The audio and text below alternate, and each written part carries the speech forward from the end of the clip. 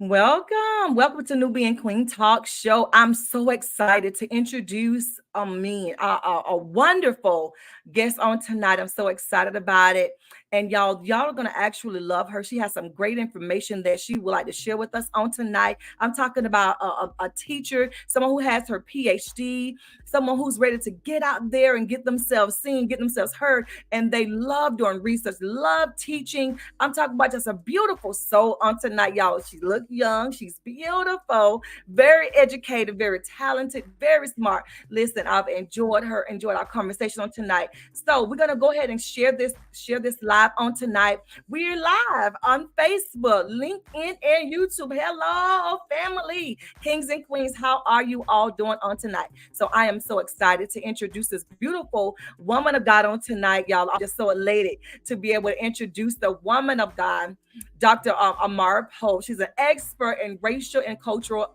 influences on personal identities and brands. She's a public speaker, lecturer, and branding and professional with a background in communications. Y'all listen, this woman can talk, okay? She can communicate very well, have great interpersonal skills. So I need y'all to share this live on tonight. And guess what? Y'all know when y'all share this live, y'all know I love when y'all come in and comment. I love for you all to share your comment. I love for you to talk back to us, share some things, share some information. If there's something that she say, clap back, talk back to us, okay? Y'all know how we did on Nubian Queen Talk Show. But before we get ready to bring the beautiful woman of God up to talk about what she's doing, I'm gonna go ahead and do a commercial real quick. And so we'll be right back with you all in just a moment.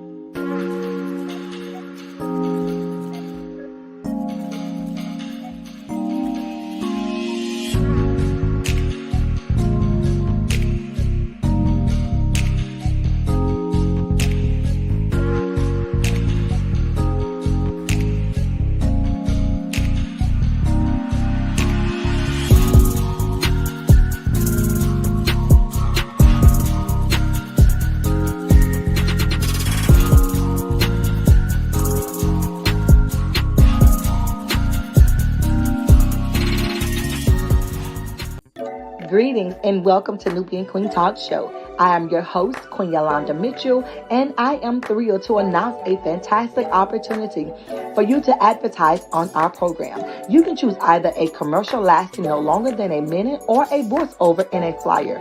Numerous advertisement options are available, and we encourage you to reach out to us via email at nubianqueenmove@gmail.com. That is Nubian, NEWBEING.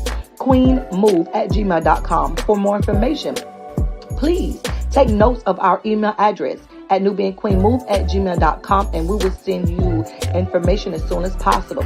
We offer you the opportunity to promote your business, upcoming event, ministry, birthday shout out, anniversary appreciation shout out, or any other message you like to get out there. We are excited to work with you to create an effective marketing strategy for you, your brand, and your event at Nubian Queen Talk Show. Woo, y'all listen. So yeah, as I was saying before, we have this beautiful woman of God who's getting ready to come up, and she's going to talk to us about different things that she's doing. Y'all, she's been on a talk show like TEDx talk show. She's been on she's a lecturer. She has a PhD. She's done some wonderful things with herself, y'all. We got to get her out there. She's done some wonderful research on different celebrities. So this woman right here really knows her stuff, okay? So without further ado, we're going to bring the woman of God up from Canada. So we're going to bring this beautiful soul of Dr. Amara Poe. How are you, beautiful? Well, how are you doing? I am fine. I am so excited to have you with me on tonight. And I know that we've already had our conversation back there in the back, but let the people that's listening right now know more about you and what you are doing. Sure. Well, I have been in academia for a very long time. I completed my bachelor's degree. It was a joint honors degree in English rhetoric and fine arts with a digital media specialization. Then that led me to do a master's in communication studies and a PhD in media studies. So I've graduated last year, completed my studies. I'm very excited to be done. And simultaneously, while I was in academia, I was in work full time. So working full time, I climbed the ranks in marketing and communications, and I'm currently the marketing manager of North America for a global telematics company in construction. That just means I'm in marketing at the intersection of tech and construction. And while I was going up in academia as well as industry, I was a visible minority and a woman. So I found myself in a lot of rooms in industry and academia where I was the only female or I was the only quote unquote non-white person. So I've become a huge advocate for diversity. Wow. Wow. So we know that you did a whole lot of research and the different people that you researched. Can you tell us some of the people that you researched? For my PhD, well, actually, beginning in my master's, I started studying Drake. And then in my PhD, I extended that research. And I looked at Drake, Justin Bieber, and Jessie Reyes. They're three Canadian artists participating in R&B music, but they're all of different racial identities. So what I was looking at was racially diverse Canadians participating in R&B, which is traditionally associated with Black America. So I wanted to look at how these different racial identities and Canadian identities was trying to participate in the space and brand and market themselves. Oh wow, that's awesome. So so we know that okay, you have this interest. What made you want to take on this field that you're doing right now? What made you want to do this? Yeah, well, I've always been interested in music, but I'm no Hmm. musician. I can't sing, I Right, can't right. dance. I like to listen to music as a fan. I love to Uh-huh, experience. uh-huh. Yeah, and my parents, they're from the Caribbean, they're from Trinidad. So having first generation Canadian immigrant parents living in Canada, we listen to soca, reggae, calypso music I never heard on the radio. And in Right. Canada, we didn't hear that kind of sounds. We also didn't see people who looked like us in mainstream media. It was Mm, predominantly white. So what I didn't right. realize as a kid, those experiences would come to fruition in my research because I wanted to look at why that music that I love so much, that R&B, those soca beats, and why who looked like me were not represented when it was such a huge population in Canada, and these people were Mm, into the culture, but they didn't get the recognition that they deserved. So when I looked at kind of the popular artists in R&B, I also had to look at that history and understand why R&B was for so long not celebrated in Canada, and then look at how Canadian artists of different identities participate in the space now. Yeah. wow. Awesome. So as a little girl, let's go back to that. As a little girl, you went to school and things like that, and you said, "Hey, there's not many people that look like me." Can you give us a little story about what you experienced as a little girl growing up? Yeah, so I lived in Scarborough. I was born in Scarborough. So that is Uh-huh. where I experienced a lot of different racial identities, a lot of different Canadian immigrants. It was a great experience because there was people who also looked and sounded like my parents from Trinidad. But when I was in about grade 2, I was a little girl, moved to a very small town in Ontario. And in Mm, Ontario, in that small town, we were the only brown family in a corner house. We were the only brown family in the entire town, and I was the only oh, brown girl in school.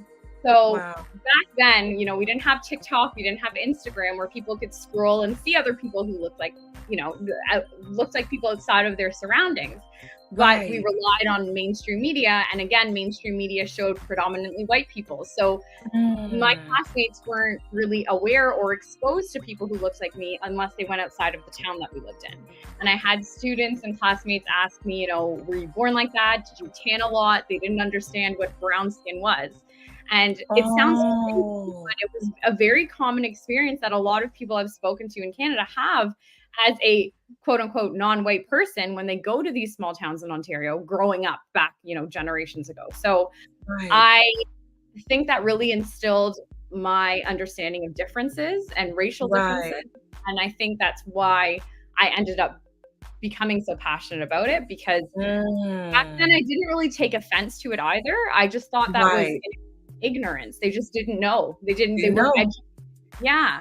So I think education is a really important way to create a better understanding about differences and racial differences without immediately thinking it's like a threatening racist comment, understanding that there's a gap and a room for a way that we can connect with one another through that education process. Oh my goodness. Oh my goodness. That's a lot. How did you handle that? Like when they were like, do you tan? Like what was your response to that when they asked? Because that but I'm glad that they asked the question instead of just looking at you weird. At Yeah. least they were bold enough to come to you and say, do you tan? Because you have beautiful skin. Your complexion is beautiful. So I can understand why they were saying, well, do you tan? Because they probably want to know, how can I get your complexion? Because it's so perfect. So Well, what I was did your response? I was gonna. Well, let me preface this by saying that they weren't all nice comments. Some people did ask me nicely. Did you tan a lot? Were you born like that? But other people might say, I want to get tanned, but not your color tan. I don't want to get that dark. So there were racist comments said to me Got based on my you. skin tone. Yes. Got So I you. won't say it wasn't all daisies and rainbows, but Oh, when those comments happened to me when I was really young, I realized and understood that it was just a lack of understanding, because they would also question the food that I ate or the way I would say things. And it could got come you. slang of my Trinidadian parents. I just would say words that they weren't familiar with or refer to things in ways that they never heard of before. And coming to school, my mom would pack me, roti and doubles and food that they didn't understand what it was or how I ate it. It was also eating oranges a different way from the way they eat oranges. It was Got really, really odd things like that. So I immediately mm. knew just a lack of understanding. Isn't it amazing how the things that we go through as a child, and we begin to be research and help people when we grow up and become older. Like when I was growing up, it was like I wanted to have a voice and I didn't have a voice, I felt like. And so now I want to give people a voice. And so that's what I do. So it's like that what you went through, you said this is a lack of education. I want people to be more aware and bring and shed light on some of the things that they may not be aware of other people, other cultures, and how they do things. And and why don't they know more about the music that they listen to and things like that. So that is just awesome. Hey, I'm awesome. So I'm excited about it. So when you talk about the marketing piece and the branding Mhm. and things like that, where did you get that interest from? Like I know you did your study on them, on Dustin Yeah. Bieber and Jesse Reyes and Drake. So when you did your research on the brand and marketing, what did you find out? Well, to start, I selected these artists not just because I thought they were good case studies for my research, but I Right. genuinely am a big fan of all three of them. I grew up Okay. listening to Drake, I grew up listening to Justin Bieber. I love Jessie Reyes when she hit the scene. So Hmm. to me, this project wasn't just about the academic research. It was just a pure passion project of mine, just understanding Right. the branding and marketing strategies and just getting to listen to their music while I'm doing my PhD. I got to just sit there and engross myself in their albums and the lyrics and the stories that they told in the music videos. I Right. was so passionate about that. But I think growing up, I found that music was a great escape for me. I found Hmm. feeling that idea of differences. I think that I used music to feel a sense of belonging in places and times that I didn't feel like I was welcome or I was a part. Mm. So I loved music because it gave me that feeling. And I didn't Mhm. think that it would then come into fruition in my PhD, but I've Right. always had this inclination to want to listen to music and understand it more as a fan again, Mm. not as somebody that I could sing. I wish I could sing, but I'm tone deaf. So that's not a career path I'm gonna go down. So I'll So research don't it. so don't try it. So I won't actually sing then. No, no, no, please don't. No, no. I can't hit a tune, but I can Okay, appreciate because what we right. So listen, because I will put people on the spot. I'm telling you now. If you would have told me that you could sing, I'd be like, you know what, y'all, do y'all want to hear her sing? So I'm not gonna put you on the spot since you don't Okay, want to thank sing, you. but that's okay. That's okay. So we do know that you have been on TEDx. How do you get on TEDx? Like, how did that happen? It was a crazy moment. So I was completing my master's degree. I was 23 years old. I wrote a paper on Drake, and the paper was just for a project for a course. It was just an elective I was doing, and I wanted to write about how he represented kind of a hybrid identity. So I was looking at how in one music video he represents his American roots, United States of America roots, and another one representing his Canadian roots. One, he's a high class rapper. Another one, he's a low class member of society, a working class member of society. He represents his Jewish roots, and another, his Catholic roots. And so it was just, I found that the music videos, when I put them all together, represented this hybridity. And he showed that all of these different cultural influences shaped his branding and marketing. And so I wanted to explore that. So I did that in just a paper, and I was able to present that paper at conferences across Canada. And luckily, at one of the conferences, an audience member wanted to publish it for Simon Fraser University. So I got that published, and then it snowballed where the press got a hold of it, and I got to interview with CBC and Toronto Star and Vice Media, Daily Hive. It just picked up from there. And I'm 23. I have no experience with media. I've done no press. I've not been in the entertainment industry at all. I'm just a nerdy little student just working on my master's. So that was really interesting for me to do interviews. And the interviews ranged from questions about my academic research to what's your favorite Drake song? It got to be a really cool mesh of popular culture and academia, because I find that the two don't tend to go together very often. And so when that all happened, I was actually 22 at the time. And when all that happened about a year later, I was 23, had no idea, but this was all died down, no press, no nothing.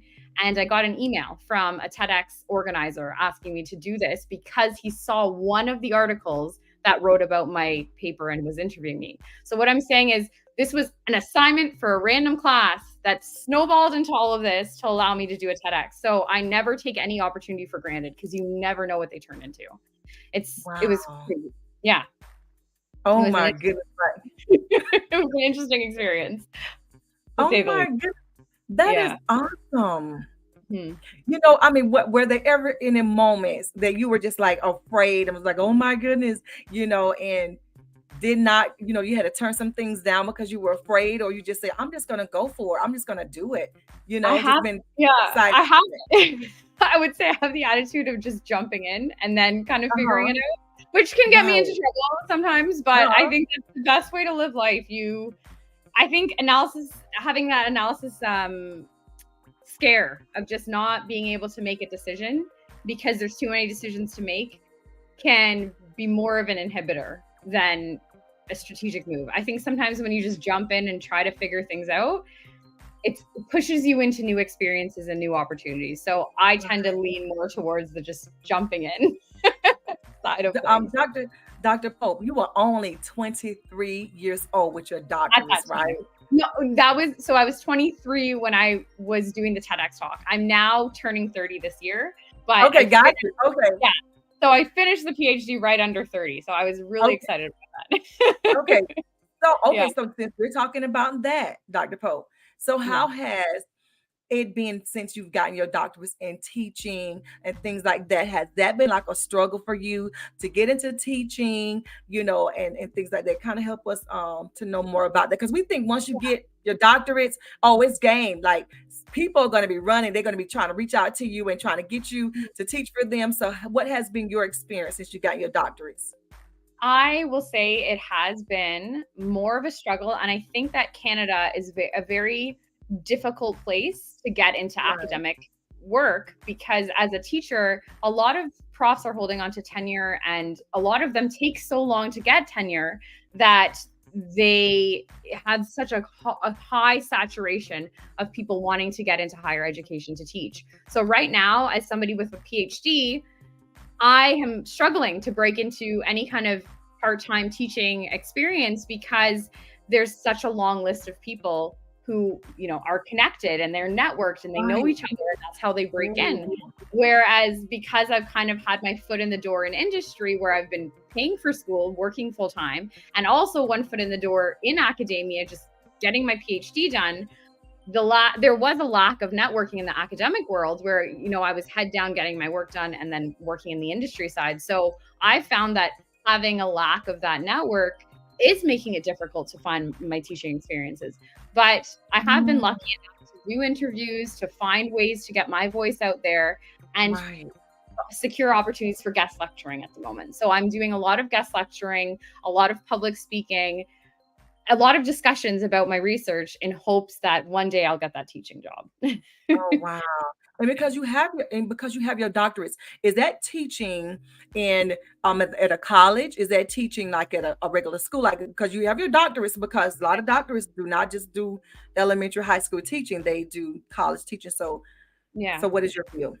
My goal would be to teach in a university or a college in Right. media, marketing, or communication studies. Because right now, the intersection of all of my research is looking at digital media, social media, marketing, and brand strategies, as well as communication. So I think that what I hope to do is get in one of those fields. But when I teach, draw on popular culture references. So if I get a marketing gig and I get to teach marketing, I'll talk about Drake's marketing strategies, because I feel like when you reference Oh, students can resonate with that. They can understand right. theory based on practice. So I can talk about theoretical frameworks, but through artists that people like to listen to, or through social media trends that people are following. I think that that's the best way to kind of integrate the two.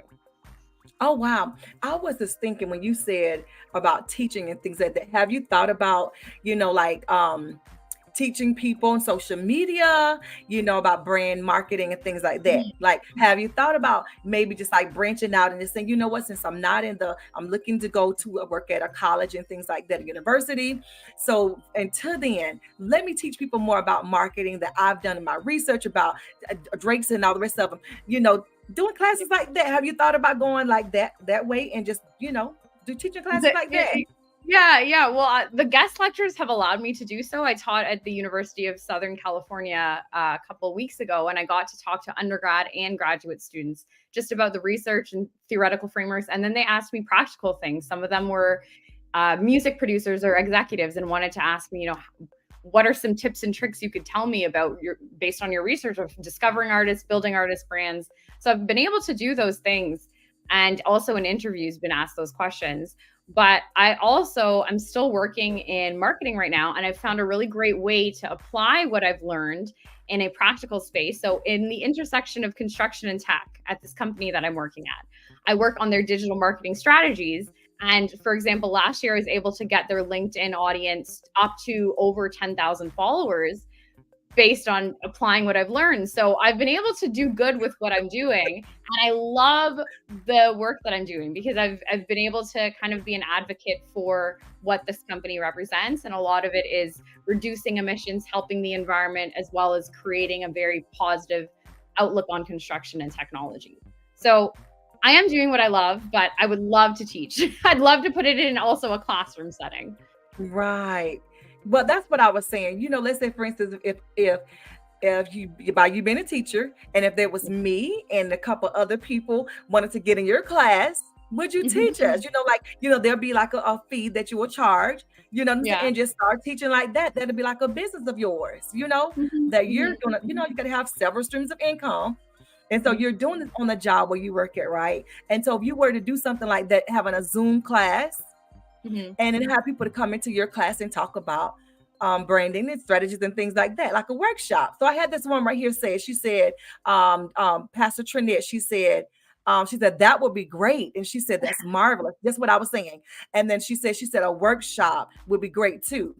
So she's saying this, she's on the same page as I am about you doing things like that. So even on the side of what you're already doing, Yeah. if you can start your own business doing things like that, doing workshops and things like that, and talking to more about branding strategies and things like that. Have you thought about doing something like that? I thought about consulting for a while, and that might be a great way to showcase this. And like you're saying, do workshops as a consultant and be able to come in and speak with people based on my research, based on my work experience. I have thought about that. And now that my PhD is done, maybe that's something I can jump into later this year. I'm telling you now. I'm telling you, there's something to it, because I was thinking about this. She was up there texting. Pastor Trinette was texting and saying the same thing. So there Wow. is something to it. So you Well, I might want to appreciate that. just look Thank into it. you. I mean, she's a visionary too, so she probably seen a vision of it. Right when I was Yeah. getting it, she probably was getting it too. So I'm just saying, you might Okay. want to Well, I just appreciate that. I thank you so much. so even if it's something you do on this, even if it's something you do on the side, because guess what? When you start doing things like that, then you can be creating flyers. Because right now it's almost like you're working for someone else, but you're not getting yourself out there. But once you start doing it yourself, then the flyers will be generated. You got people that will share it on social media. People will see your face and they'll know what you're doing. And it may be just something that you will end up doing, teaching on your own. Maybe, university may come up, but until then, you be getting your face out there, and people say, oh, so you teach classes and, you also work at this company, it's just different things. What I'm No, just I saying, appreciate that. I'll think about that. I appreciate I'm just it. saying. So we might be, Aw, we might be onto something here. yeah, yeah. I'm just saying. I'm just Okay. saying. Like I said, I've been thinking of it's been stewing in my mind for a while, so maybe this is the catalyst I need to just pull the trigger and Get go. out there. Yeah. Just to get out there, and then once you get out there and people see your face, they, see it on LinkedIn, they see it on Facebook, Mhm, and then people are asking you questions. You say, well, I never thought of it like that. It could be more stuff that you can research and look into, because we would like to know more about, your research and how they got out there. Because when we see people, celebrities out there, you've done the research on celebrities and that are successful, and you've mhm, done the research, you see how they have gotten themselves out there. That could be something that we can use. Those are some of the tools that we can use. And, it may be something you may see in myself, and you may say, you know what, this is what you do. This is how you can get yourself out there, because every individual is different, but we're mhm, all coming to a class for branding and marketing. But you can mhm. talk to each of us individually to show us, how we can get ourselves out there individually. So I'm just saying. Good idea. And she said That's a great workshop in the college. She said in workshops in the college too. She idea. said, Mhm, the workshop. mhm. So Yeah, there may there's something there too. So while you're looking for that, you could just go and say, hey, I'll do workshops and things like that. So I'm that's excited. I'm excited. This interview has been awesome. Is there anything that you would like to say? Because there are other people that's out there. They have their PhD, mhm, that may be going through something that you're going through right now. Because when you get your PhD, we're thinking that you can just jump up right then and just start doing things, and you're gonna, right off get hired and things like that.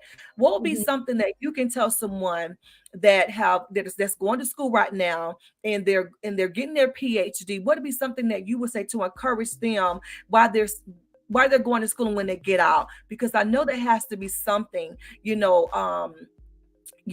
that they may be feeling some kind of way and thinking that as soon as I get out, I'm gonna get me a job. Because Mhm, there's a lot of people that have PhDs, they have the education, but they're not even working in that field. They're not even mhm, doing it, and they went through all the college, got all the information, and they're not even able to use it. And maybe some of them are overqualified. So mhm. can you tell us what would be something that you would say to someone like myself, that's going through school, going for my doctorates, and I'm just thinking I'm gonna go out there, I'm gonna get me a job? What would you say to me?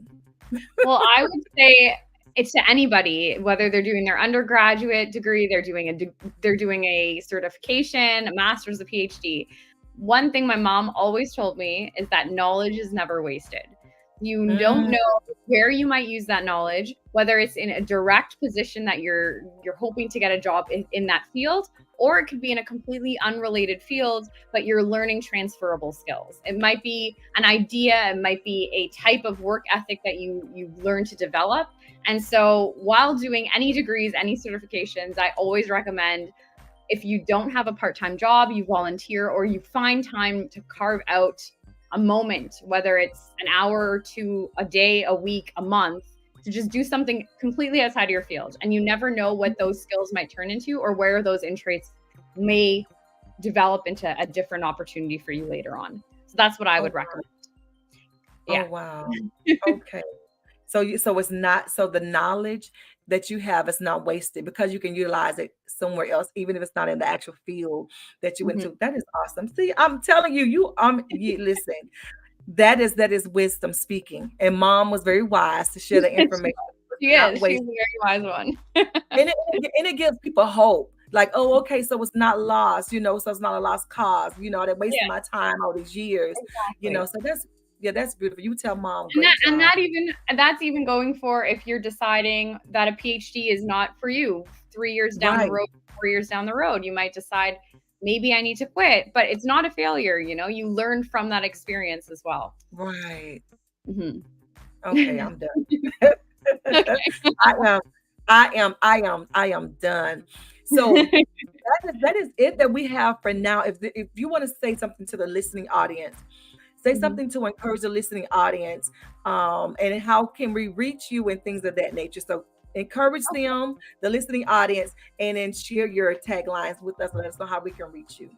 Okay, well, as I just suggested, don't give up. You never know what an opportunity might turn into or where a new opportunity may rise. So always change your environment, change your experiences, meet new people. You never know where those relationships will go. And in terms of that, if you want to connect with me or reach me and develop a relationship, you can always visit my website at www.dramarapope.com or .ca, and that's www.dramarapope.ca or .com.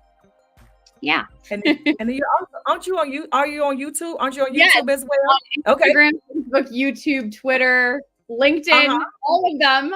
My handle is the exact same. It's at DRAMARAPOPE. So at Dr. Amara Pope. The Come website, the on. handle, is all the same. All the same, y'all. So if y'all looking for someone in this field in marketing and branding, hey, reach out to her. Maybe some information she's willing to provide you all. So all is not lost. Okay. So I'm excited about it. Also, are you willing to travel or move if someone has a job for you outside of Canada? Are you willing to move? Have you thought Yeah, about I that? mean, I'm very happy to also in the interim even guest lecture. For the University of Southern California, I actually was able to do that remotely. So that's also an Right. opportunity as well. I taught remotely at Yeah. Conestoga College before, and I really enjoyed that experience. So if it's really far, I'm still accessible online. Oh, I know that's right. That is Oh beautiful. dear. That is Awesome. beautiful. So this interview has been absolutely awesome. I thank you for coming on the show on tonight. I appreciate you. Everything that you've shared on tonight has been a whole blessing for me, and I know as well for the listening audience. And so there you all have it, y'all. This woman of God, Dr. Amara Pope, I have enjoyed her. I know that you all have. Thank you all for tuning in. Please don't forget to share this video on tonight. Don't forget to follow this beautiful soul on tonight. Don't forget to follow her. She is everywhere. Going for the Dr. Amara Pope. She's on LinkedIn. She's on Facebook. She's on YouTube. Just about wherever you can think of, she is there. And she's doing some great things, you all. She's doing some wonderful things. And she's accessible just in case you have any questions, you want to connect with her for some more information. Well, thank you, Dr. Mar. You take care of No, yourself, and we shall continue talking. Until then, peace and blessings. bye. Bye bye.